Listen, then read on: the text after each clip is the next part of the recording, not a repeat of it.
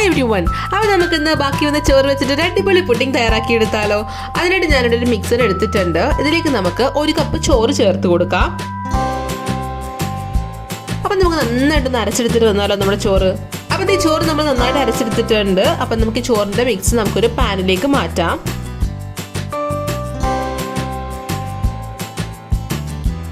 ഇതിലേക്ക് നമ്മളിനി ചേർക്കാൻ പോകുന്നത് കോൺഫ്ലവർ ആണ് കേട്ടോ.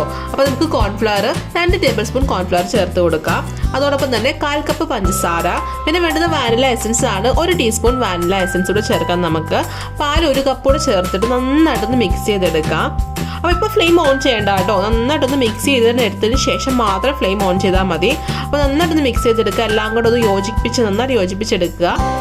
അപ്പോൾ നമ്മൾ നന്നായിട്ട് മിക്സ് ചെയ്തെടുത്തിട്ടുണ്ട്. ഇനി നമുക്ക് ഫ്ലെയിം ഓൺ ചെയ്ത് നന്നായിട്ടൊന്ന് ഇളക്കി കൊടുക്കാം. കട്ടിയാക്കി എടുക്കണം കേട്ടോ. അപ്പോൾ ഓവറായിട്ട് കട്ടിയാവല്, കാരണം നമ്മുടെ പുഡിങ്ങിൻ്റെ കൺസിസ്റ്റൻസി ശരിയാവത്തില്ല. അപ്പോൾ എന്താ ഞാൻ കാണിച്ചു തരാം കൺസിസ്റ്റൻസി. അപ്പോൾ ഈ ഒരു പരുവാകുമ്പോൾ നമുക്ക് ഫ്ലെയിം ഓഫ് ചെയ്യാം.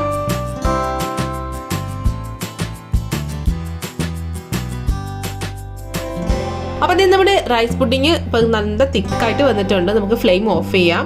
ഇനി നമുക്ക് ബൗളിലേക്ക് മാറ്റാം കേട്ടോ. അപ്പം നിങ്ങളുടെ കയ്യിൽ ബൗളില്ലെങ്കിൽ കുഴപ്പമില്ല, അതുപോലെ ഗ്ലാസ്സിലേക്കാണെങ്കിൽ സെർവ് ചെയ്താൽ മതിയേ. അപ്പോൾ അതിനുശേഷം നമ്മൾ ഫ്രിഡ്ജിൽ വെച്ച് തണുപ്പിച്ചെടുക്കും. ആ തണുപ്പിക്കാൻ വെക്കുന്ന സമയത്ത് നമുക്ക് ചോക്ലേറ്റിന്റെ പുഡിംഗ് റെഡിയാക്കി എടുക്കാം. അപ്പോൾ ഇതിന് ബൗളിൽ ഒഴിച്ചിട്ടുണ്ട്. ഇനി നമുക്ക് തണുപ്പിച്ചെടുത്തിട്ട് വരാം. ആ സമയത്ത് നമുക്ക് ചോക്ലേറ്റിന്റെ പുഡിംഗ് റെഡിയാക്കി എടുക്കാം. അതിനായിട്ട് ഞാനിവിടെ ഒരു പാൻ എടുത്തിട്ടുണ്ട്. ഇതിലേക്ക് നമുക്ക് കൊക്കോ പൗഡർ ചേർത്ത് കൊടുക്കാം 3 ടേബിൾ സ്പൂൺ.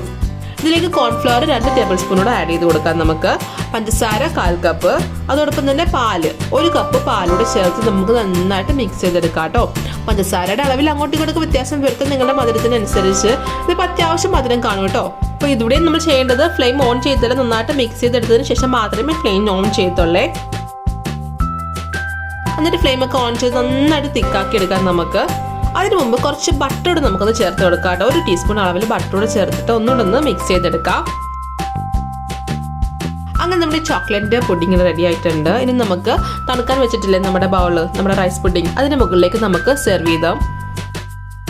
അപ്പോൾ നമ്മുടെ ബൗളൊക്കെ പുറത്തെടുത്തിട്ടുണ്ട്. ഇതിന്റെ മുകളിലായിട്ട് റൈസ് പുഡിങ്ങിന്റെ മുകളിലായിട്ട് നമുക്ക് ചോക്ലേറ്റിന്റെ പുഡിംഗ് കൊണ്ട് നമുക്കൊന്ന് ഒഴിച്ചു കൊടുക്കാം. അപ്പോൾ ഇത് ചൂട് ആറിയതിന് ശേഷം ഉണ്ടല്ലോ നമുക്ക് ഫ്രിഡ്ജിൽ ഒന്നുകൂടെ വെച്ചൊന്ന് തണുപ്പിച്ചെടുക്കണം. എന്നാലും അത് സെറ്റാക്കി കിട്ടത്തുള്ളൂ കേട്ടോ. അപ്പോൾ ഇത് തണുപ്പിച്ച് ഞാൻ എടുത്തിട്ടുണ്ട്. നമ്മുടെ ചോക്ലേറ്റ് റൈസ് പുഡിംഗ് റെഡി ആയിരിക്കുകയാണ്. ഇതിന് മുകളിലായിട്ട് നിങ്ങൾക്ക് ചോക്ലേറ്റ് ഗ്രേറ്റ് ചെയ്തിടാം, നട്ട്സ് ഗ്രേറ്റ് ചെയ്താം. അപ്പം ഗാർണിഷിങ് നിങ്ങളുടെ കയ്യിലാണ് കേട്ടോ. നിങ്ങൾക്ക് ഇഷ്ടമുള്ള പോലെ ഗാർണിഷ് ചെയ്തെടുക്കാമേ.